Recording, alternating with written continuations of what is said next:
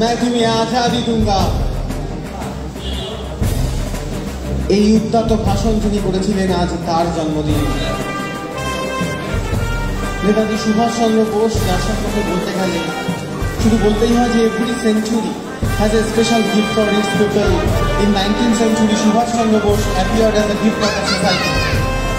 তো আমার নিজের লেখা সুভাষচন্দ্র বোস সম্পর্কে কালকে রাত্রিবেলা যেটা লিখেছি সেই লাইনটা, সেই কবিতাটা পাঠ করে আমার শ্রদ্ধা নিবেদন। চলুন দেখে নিই সুভাষচন্দ্র বোস কেমন ছিলেন।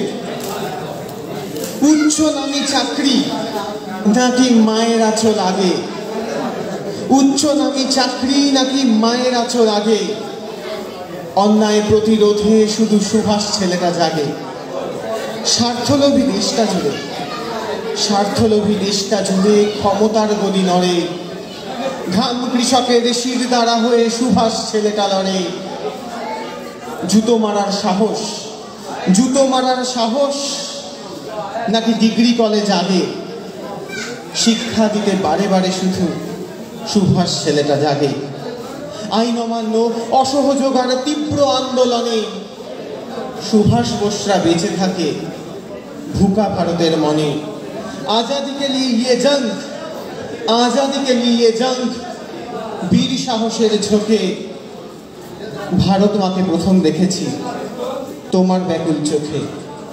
জন্মভূমি হতো না ভাগ আর ধর্মের নামে লাশ, জন্মভূমি হতো না ভাগ আর ধর্মের নামে লাশ। দেশটাকে ঠিক বদলে দিত, দেখো দেশটাকে ঠিক বদলে দিত ঘরের ছেলে সুভাষ। আজ ডাক ওঠে অন্যায়, আজ ডাক ওঠে অন্যায় ঘিরে বিদ্রোহ খুব লাগে, সংবিধানের সাম্য ভরে সুভাষ ছেলেটা জাগে।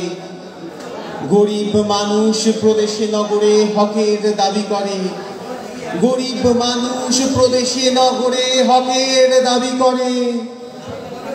প্রার্থনা ছেড়ে দাবি আদায়ে হাজার সুভাষ লড়ে, হাজার সুভাষ লড়ে। বিরুদ্ধমতি চেনায় তোমায়, বিরুদ্ধমতি চেনায় তোমায় আজাদ সেনার জোশ। লাখো মানুষের একটাই ভাষা সুভাষচন্দ্র বোস। অন্যায় দেখে আমার ভারতে প্রতিরোধ হবে কবে, অন্যায় দেখে আমার দেশে প্রতিরোধ কবে হবে, তোমার আমার বুকের ভেতর সুভাষ জাগবে কবে, সুভাষ জাগবে কবে। ধন্যবাদ, জয় হিন্দ।